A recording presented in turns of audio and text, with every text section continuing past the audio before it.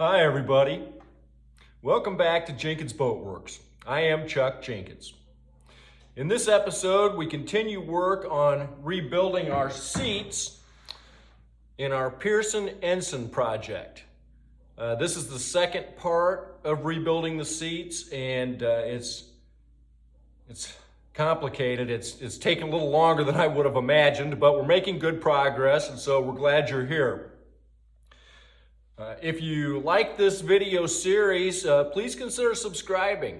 And if you do subscribe, if you'll click the little bell down below the subscribe button, that will get you notifications on future videos. And we've got more video coming. We've been working on spiling the bulkhead so that we can get our veneer put on that. And so we've got a whole nother video coming out here right quick, specifically on spiling. So we're glad you're here, and let's jump in and get to work on these seats. So we got these pieces of teak cleaned up. We sanded them down, and then we used some teak cleaner on them. And they look really good. I've got this sitting on here the way they go on the shelf piece that's cut out. This is actually port side, and then the one over there is starboard. And I kind of wanted to see how these set up. I used some Tight Bond 3 and glued these corner pieces back onto the long pieces. They'll of course be fastened to this shelf, but I just wanted to see, okay, that's set up pretty tight. That's good. This one over here, same thing. It's glued. It's not glued down to this board yet. Well, it won't be glued. It'll just be screwed down on that from the underside up. So anyway, those pieces are pretty well ready to go. We will seal these with epoxy primer paint, 2-part primer and then 2-part epiphanes. And that paint has been ordered. So we should have that soon. Now, one of the next things I want to worry about is these seats. I took these to the car wash and just kind of lightly power washed them and got them pretty clean. We're going to do some work on these screw holes. Those look pretty good.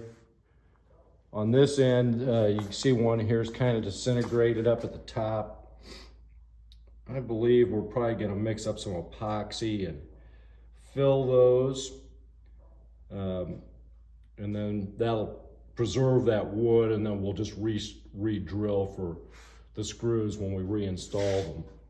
So we're getting pretty close on these. We just need to clean them up a little better, and then we'll get some sealer on those and some teak oil probably. One facing piece was loose, and I can see why. It's just worked itself to where the screw hole is very large. There's nothing there to hold it. So I'm taking this loose. Something that's got me concerned though is that this piece of wood is warped. It comes up straight like this and then it curves off. I don't know if I can bend that back by steaming it. I might be able to, but I'm not very happy with the way it's on there. And maybe we consider replacing this board. We may consider that. I don't have any teak in the shop that I could use for this, but that doesn't mean we can't go get some. We'll talk to the owner about that. Some of these screws are just old. I just about twisted the head off of that one.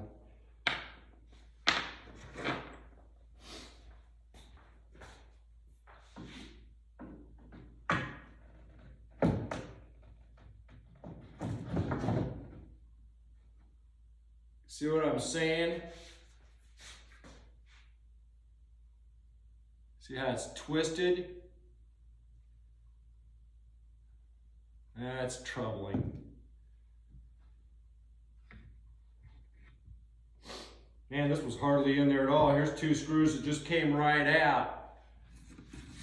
They weren't even holding anything. Well, unlike some of the other work that we've done, these screws all came out. I didn't have to cut through any of them. So I guess that's good news. I have some concern about this board here. It's just all chewed up on the end. But this is really fastened tight to all to these boards here, so I'm tempted not to mess with that. I think what I might do is get a little piece of white oak and just sister this. Just run a piece of white oak right along next to that. And maybe even just cut off this bad part if I decide to do that way. This board looks okay and it's tight. This one's good and it's tight. And this one's good. Although this up here, you probably can't see this, but well, let's take a look at it. I'm sure those are all original screws, but you can see that they've probably lived their life. And you can see here how there was a screw going through there. That's just, wood's just rotted off of there. There's a finished nail here. I just hate that they did that. We're not going to use any nails when we put this back together. This board up here, this is what fastens into that rail along the hull. See, that's not great. And I don't know there's any fixing that. So like I said, we may run we're gonna run a couple of pieces of white oak, this same dimension, just right next to it.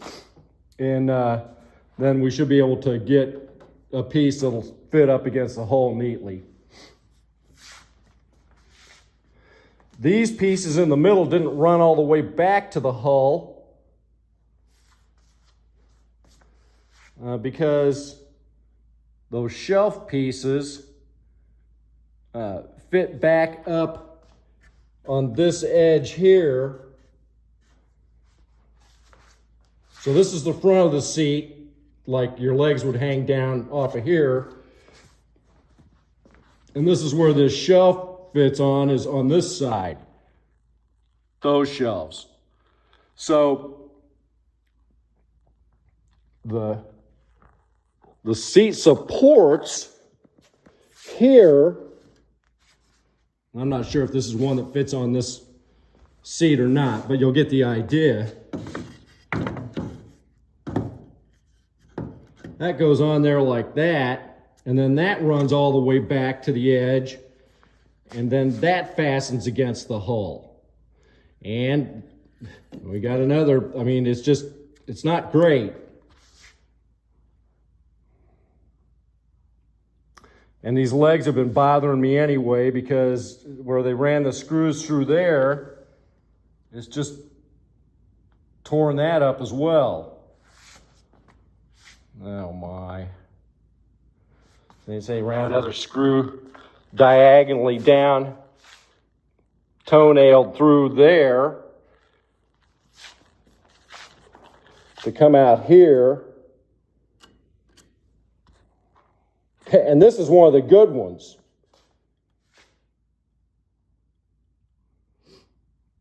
All right. We can probably sister those and make it work. But like I said, we're not using any finishing nails to attach this. That's what they did.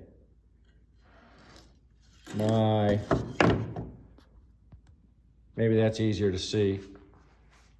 See this, even this piece here. That's not good.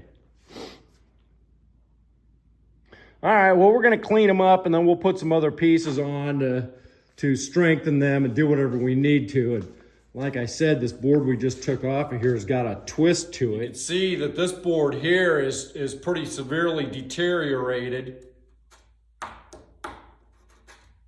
I feel like I could just stick my thumbnail in there.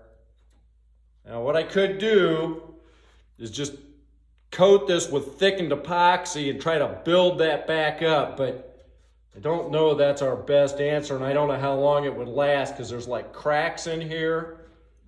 This one we've cleaned up. We sanded it very good.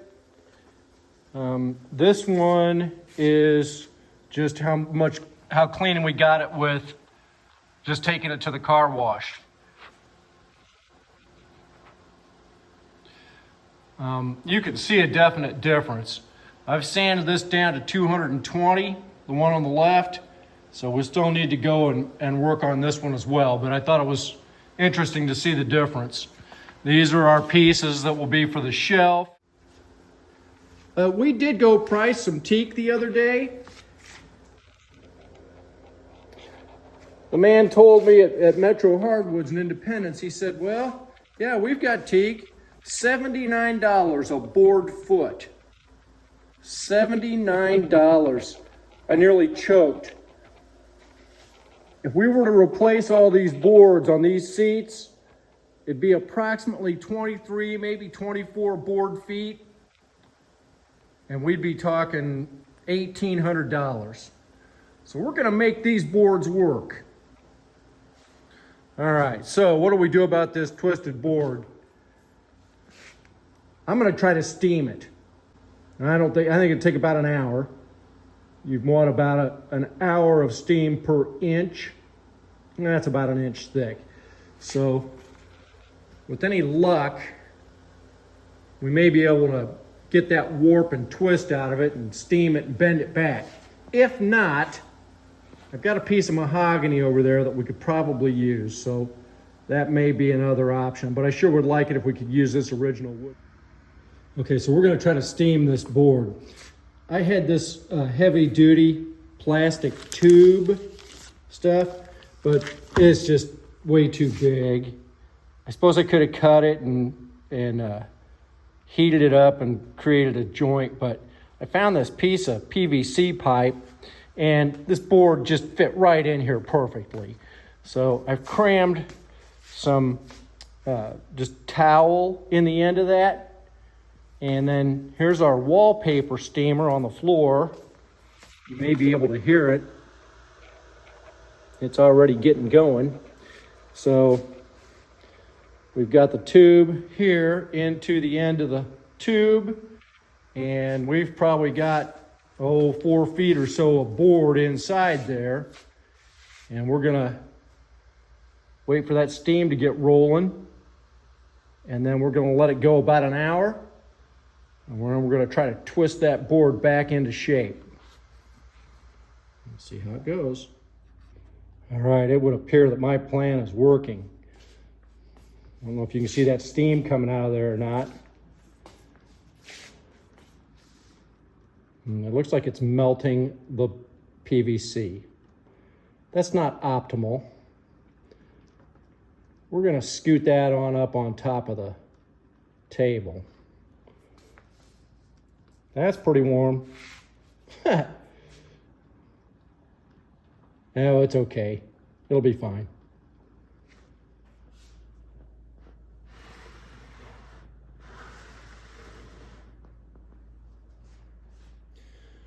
I think once this is gone for about an hour, we'll obviously pull the tube off, and I think I'm just gonna clamp it right down on the workbench and see if we can bend it and clamp it so that then it'll dry out straight. I hope this works. I went ahead and got a little bit of an angle on this. I didn't want this whole thing filling up with hot water. Doesn't hurt to have some hot water in there. It will act just like the steam will, but we're dripping out of here, so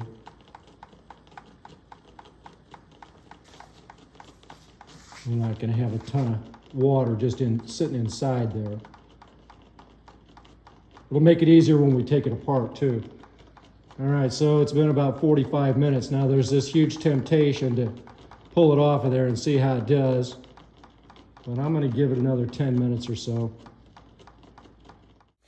Okay, moment of truth. We've been steaming for 55 minutes or so. I think we're probably good. I'm gonna pull this tube off of here and hopefully not lose all this water all over the floor.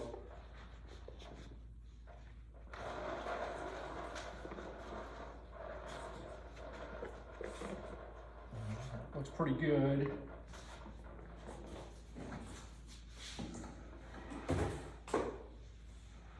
There's not as much water in there as I thought there was. All right, so well, it actually looks like maybe it straightened out just a little bit. Here's where this warp is. Oh, I can move it with my hand. Oh, that's awesome. Okay, so we're gonna clamp that right down on there. Oh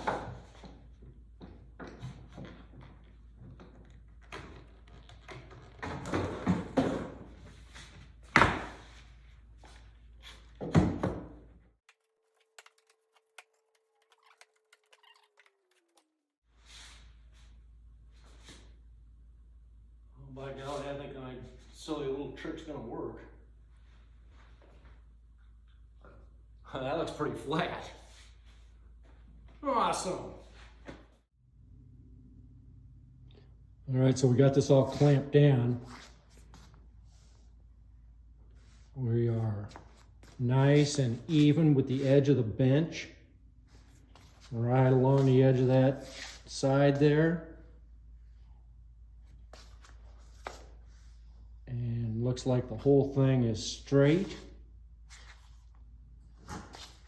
We're just going to leave that on there for, well, we may leave it on there till tomorrow. Just let that dry out real good. I think we fixed it. If you like the video, remember to like and subscribe. We'll see you next time.